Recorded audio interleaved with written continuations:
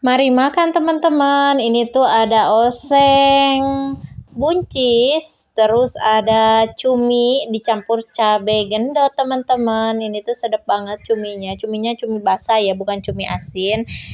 Jadi kayak dimasak saus tiram gitu, terus dimasukin cabai gendot. Dan ini tuh tumis buncisnya. Sedap banget ya teman-teman. Selamat makan. Menurut teman-teman kalau cabai gendot itu pedas apa enggak? Kalau menurut aku sih pedas, tapi katanya ada yang bilang enggak pedas.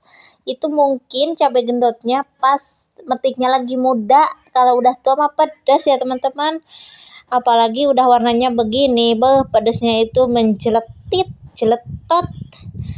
Ini tuh kenapa aku pakai sarung tangan? Karena tangan aku lagi panas kena cabai.